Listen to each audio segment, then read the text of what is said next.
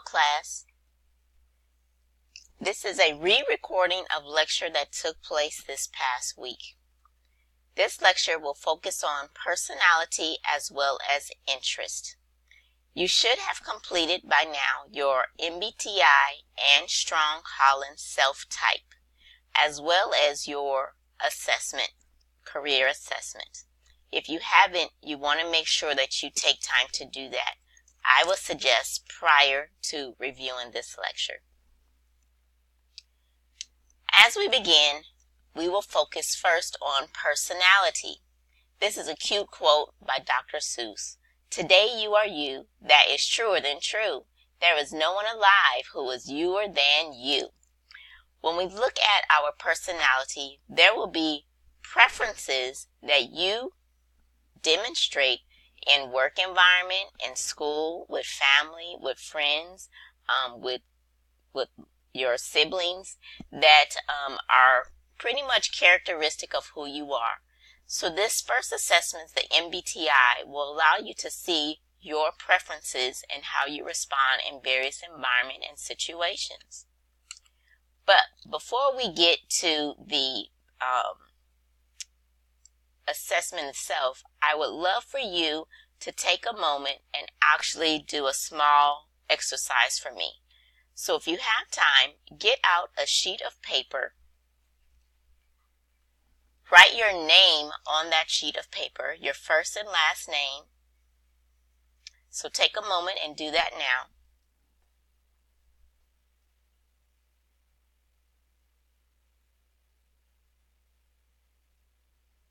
Okay. Now I want you to switch hands and write your name again.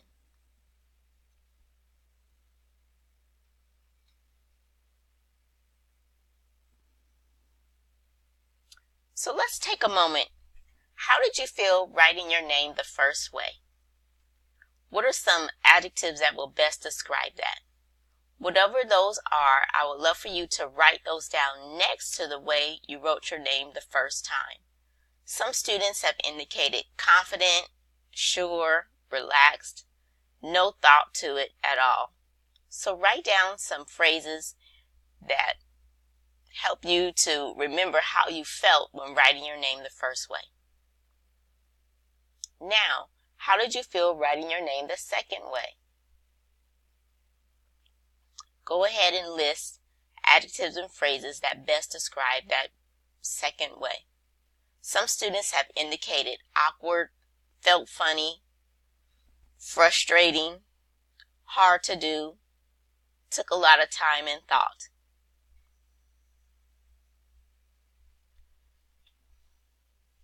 Well, with this first exercise, the personality assessment, the Myers-Briggs, the results are similar in the way that you write your name.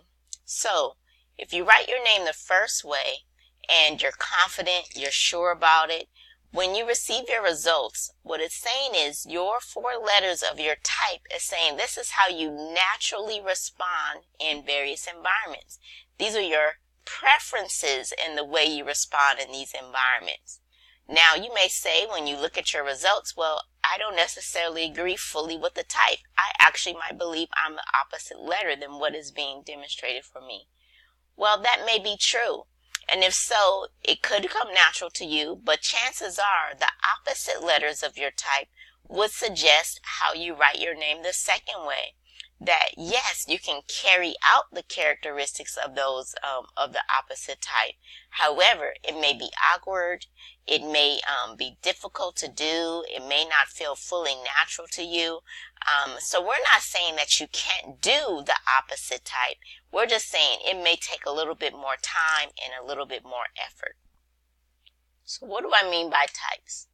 So here is an example listing the top 16, the Myers-Briggs 16 types.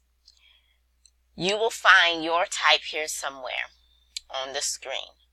My type is ISTJ. With these 16 types, the categories will then provide, later you'll do some research on careers that are best suited to your type. When you receive your assessment results, then it will explain in detail your type and careers that are related to that type. So how does this all work? Types and relationships. So first, there are those with similar preferences. People that you know with similar preferences, you're going to jive very well. You may have friends that you have similar preferences with. It may even be your spouse, where both of you are extroverted. Both of you might even be introverted. But those similar preferences, then you know that you actually are able to work well with them. You're able to maybe solve problems well with them. You come up with decisions that are very similar in nature. And so those are people with similar preferences as you. Then you have those that are those with different preferences, okay? And those with different preferences, you may see yourself that you don't always get along. You know, things may not go as smooth when you are trying to make decisions with them or you're trying to plan things with them, because it seems like whatever you do, it's almost a complete opposite of what they do. Now, neither side is the better side. What we have to do is be mindful of how do our preferences help shape us and help shape the decisions we need to make related to our career, and what careers will allow us to function more naturally in our tasks and responsibilities in which we do. So, we'll get to the types. You should have received a handout that looks something similar to this, explaining the MBTI. This should be in your Canvas file so that you can actually upload it. For the sake of the lecture, you can review this as I go along, and it explains each of the 4 categories, and of the 4 categories, the letter for both E and I. So you have what your letter will be and then the opposite letter.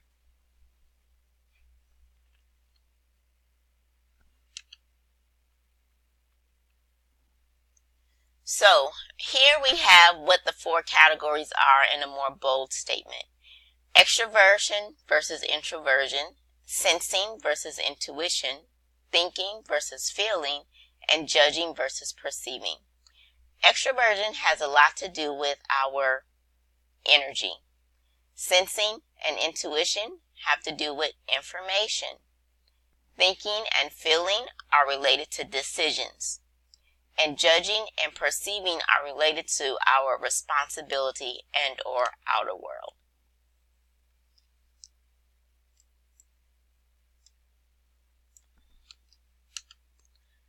So our first category is energy.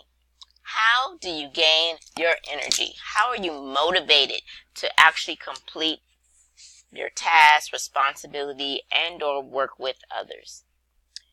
Extroverts are very social in nature. They love to initiate conversation. They love to communicate their ideas to others. They're very expressive and gregarious, very active and very enthusiastic. Introversion or introverts are more self-reflective. They are very quiet. They usually love to take time for themselves. They don't always voice all of their opinions and thoughts to others. They may select 1 or 2 people in who they will actually voice their opinions to and our thoughts. When it comes to careers, then we need to be mindful of extroverts love careers where they actually get to work one-on-one. It could be customer service based, and I say one-on-one, but when they're interacting with others on a continual basis. They could be customer service type of careers. It could be careers where you're very much involved in group projects or activities.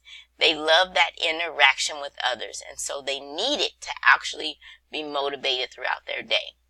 Careers for introversion usually have to do with more self-independent type of careers where they can work alone, they can develop their ideas or complete their tasks, and not necessarily have to communicate every idea and thought to an employer or a supervisor.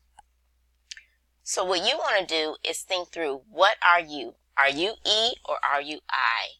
And take a moment now and actually write down for yourself on a sheet of paper if you believe you are E or you are I. Here's a small activity that helps to explain a little bit more about the E and I.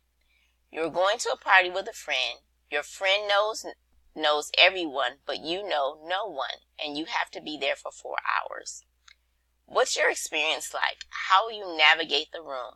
How will you feel at the end of the night?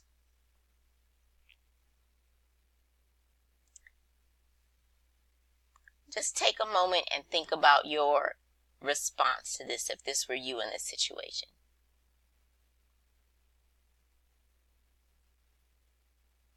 You should make a note on your sheet of paper how you would actually respond. Okay, most students usually say if they are E that they would actually love the opportunity to be at this party. They would love to get to know people. They will most likely mingle with their friend and meet as many possible people as they can. Introverts, on the other hand, usually say they hate the idea of this situation, that they most likely would want to go home. Now, some may stay, but if they do stay, chances are they're not going to mingle through the entire party. They'll find a nice area or corner to sit. They may introduce themselves to 1 or 2 people, and or they'll ask their friend to introduce them to 1 or 2 people, and that usually will have them to be content for the night. All right, we're going to move on to the second category, which is sensing and intuition. This has to do with information. How you gain information, how you learn and process information. So, if you are sensing, your next letter will be S. Sensors are very concrete, realistic in understanding their information. They're very practical. They want information to be given to them in straightforward facts. Do not deviate the information. And they usually rely on information that they have gained from past experiences to shape their knowledge about current situation and experiences. They're very traditional in their approach, and they love details. They're interested in the details of things and the information that's being provided. Intuition, on the other hand, if you are intuition, your second letter will be N, and that's because we already used I in the first category. If you are N, you love information where you actually get to take that information, process it, and start to be imaginative and creative and think of something new and different. So therefore, you like abstract ideas, you like conceptual ideas and thoughts, very much theoretical in your process. You love to be original, and you love to look at the big picture, trying to see the what if possibly could happen. So when it comes to careers, sensors usually love careers where they are in accountant type of careers, bookkeeping type of careers, maybe even law, where the information is going to be clear and concrete. Intuitives, on the other hand, usually are in careers that are related to design, creativity, developing new things. So here's a small activity to help you with understanding more about information. There is an English teacher who has a class without a syllabus, and it is up to the student to create a syllabus and to create the assignments 1 through 10, the grading structure, etc. It's all up to the student. How does this make you feel? How would you approach it? What is your reaction? Take a moment and write down your thoughts.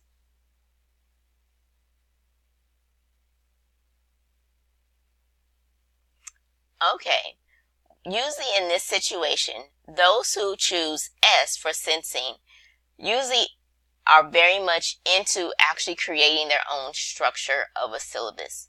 They will take to note what the assignment is asked them to do and develop about 10 assignments. They will include date due, they will include time frame of when those projects are due, and they'll make sure that they have enough time between them. The intuitions, on the other hand, usually won't do 10 topics, but they will do a few assignments to actually make them feel comfortable and fun about it. All right, this wraps up part 1 of lecture. I will continue with part 2 in a few moments. Thank you.